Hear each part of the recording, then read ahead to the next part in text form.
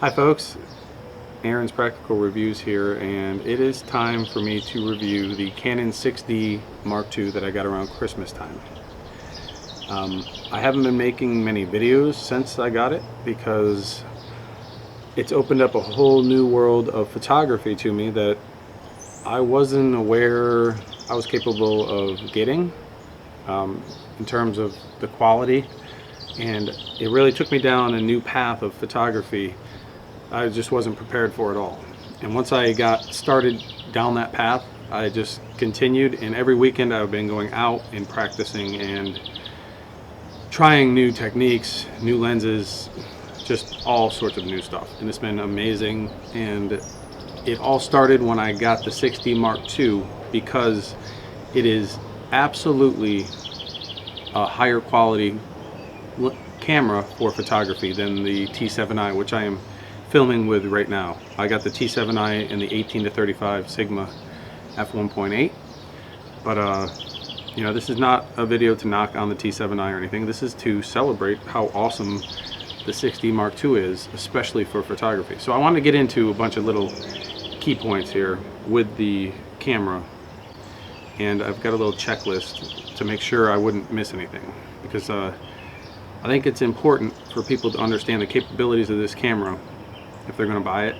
And it does have some shortcomings, but now that I've had a good 5-6 months to mess around with it and take thousands and thousands of photos and get, you know, close to 100 hours of video with it, now I can give a pretty thorough review on it without just, you know, buying it, running off the shelf and saying, wow, look what I got.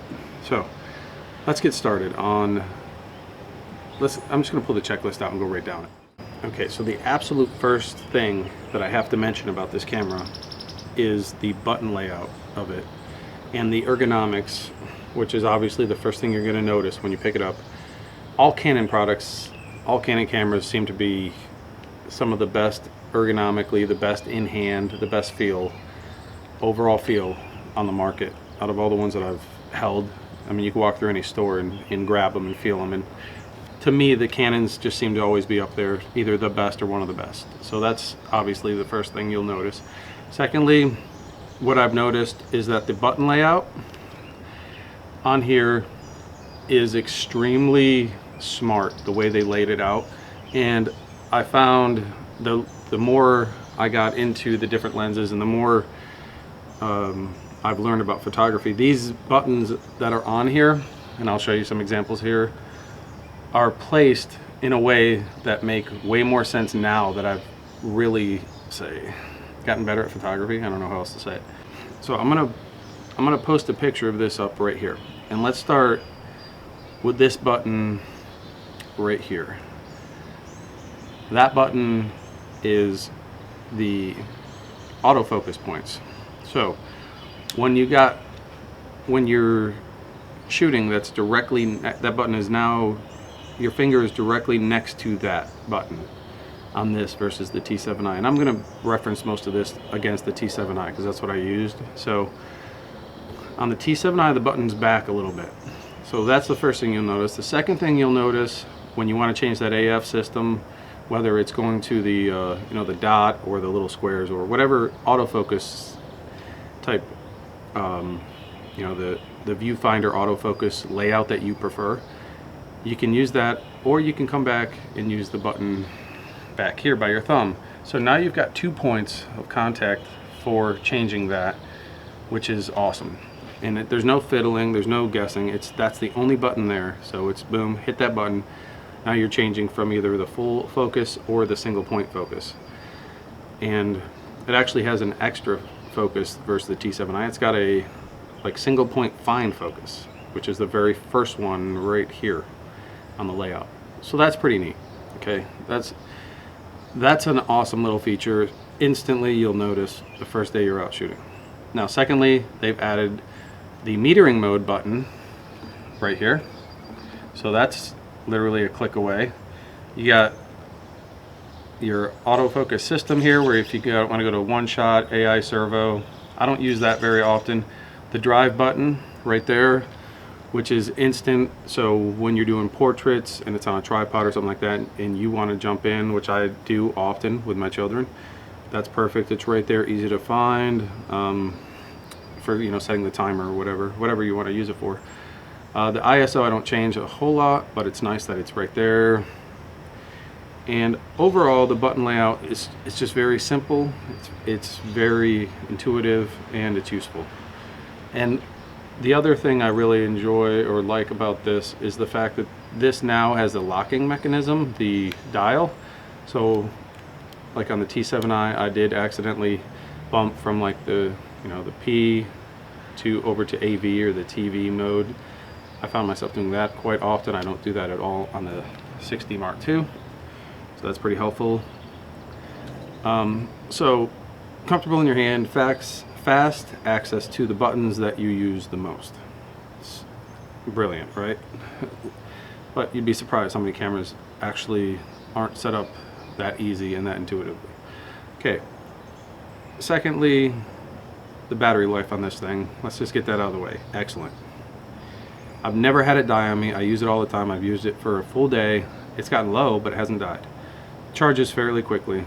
No issues at all with the battery life. So that's not even an issue at all. And if I was to go anywhere and do anything, this model, the one that I got, came with the grip and the extra battery holder in the grip.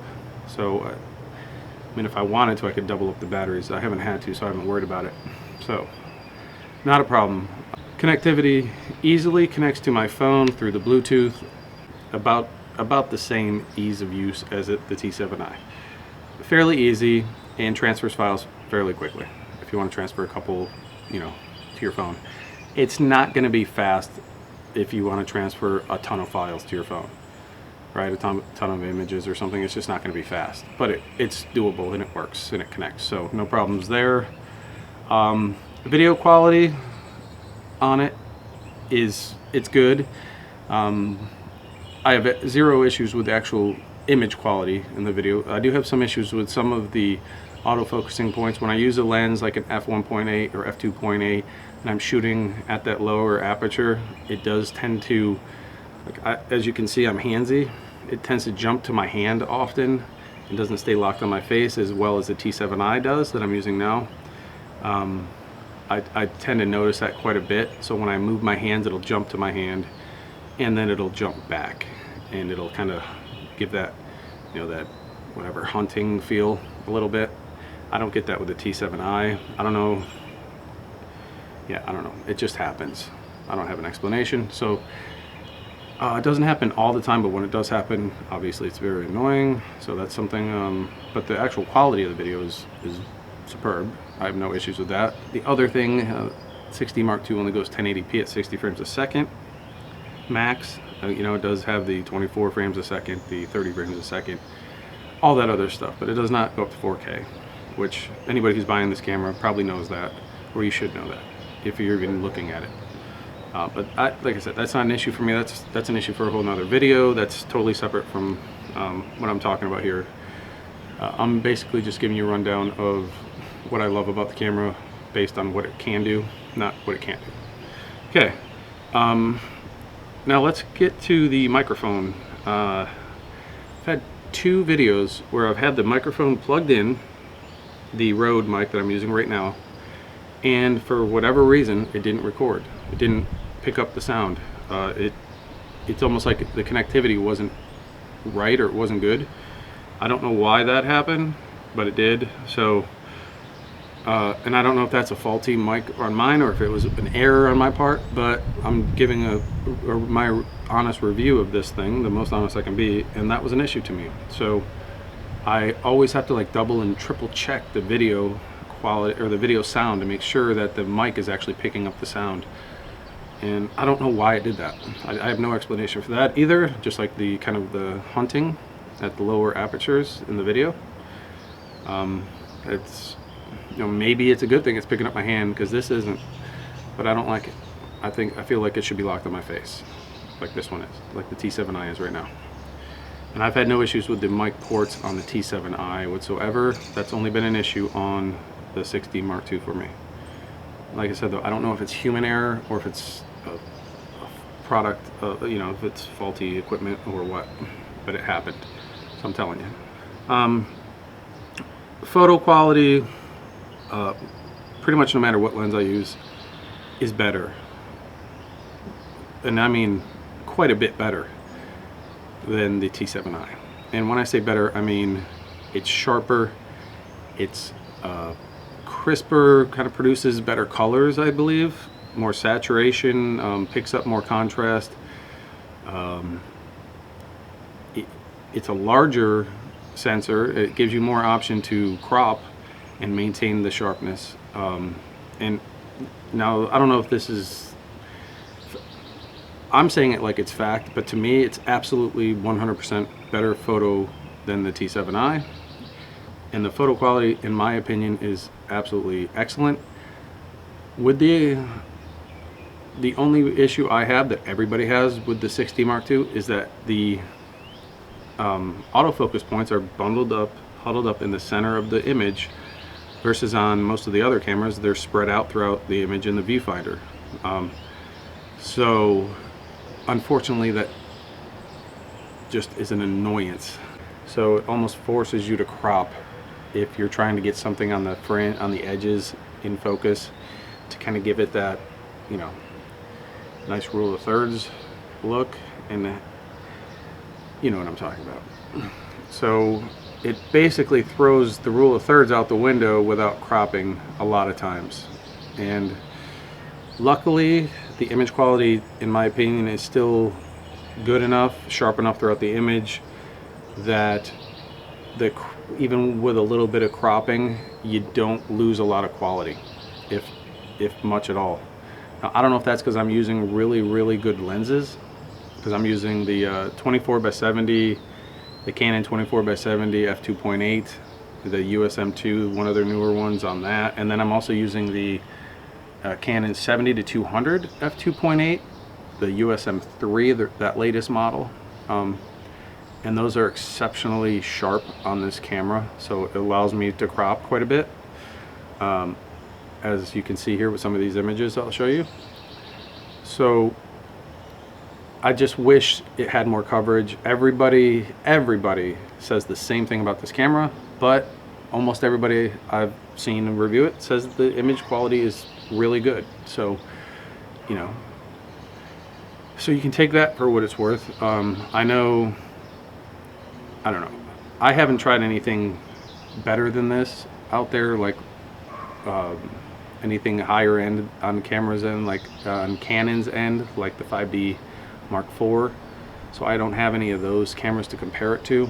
All I can say is it's the best quality, the best photos that I've ever gotten in my life, and I never thought I would get photos and get images this good and have just be able to produce. You know, when I look at it, I'm like, wow, I took that picture. And that's amazing to me. Somebody who less than 3 years ago never even used a camera, never even detached a lens. And now I'm getting images that look like this, and I feel like I'm just thrilled. I mean, you know, when I realized that this was going to be something that I wanted to be a part of my life for the long haul here, that's when I went out and got these lenses. I learned everything on the T7i. When I upgraded to this and got those lenses, I realized that this is just an amazing world of the photography. I mean, it's just an amazing world of unlimited potential with the different lenses, the different styles, the different techniques. There's just so much out there, and I feel this camera can pretty much take me most places I want to go. So as of right now, completely happy with it. And as always, you know, I'm still waiting and looking for the next big thing. I know this wasn't even their next big thing, but to me it was a big thing. You know, to me this was a big thing. So extremely happy with it. Recommend it. People complain about the not having dual card slots. I don't care. I've had no issues with that. So to break it down, excellent photos, excellent image quality. Couple issues with video. The hunting and the mic port, having a couple issues there. Like I said, I don't know if that's human error. They both could be human error, but they happen, so I want to tell you about it. And never had better photos, better success taking photos in my life. Of course, I have super expensive lenses, so that shouldn't be difficult. But the button layout, excellent. Overall, I'd say excellent camera for anybody, especially as an upgrade from the T7i if photography is your main focus. If video is your main focus, I don't know, you know, you decide. I mean, I love it for video too, but those couple of issues kind of have lowered my confidence on it for the video aspect. But all right, well, that is it, guys. My review of the 6D Mark II, and I don't know if I don't make more videos, it's because I'm out taking photos with this. I also got the Tamron 150 to 600. So those are like my dream 3 lenses. The Canon 24 to 70, the Canon 70 to 200 f2.8, the 24 to 70 f2.8, and then the Tamron 150 to 600. I take those 3 everywhere I go, and I'm having more fun doing that and enjoying that aspect of photography, and more so than I have been making videos. But I just felt it was time I wanted to share my findings on this camera, and that's it. All right, thank you for watching. Happy Father's Day.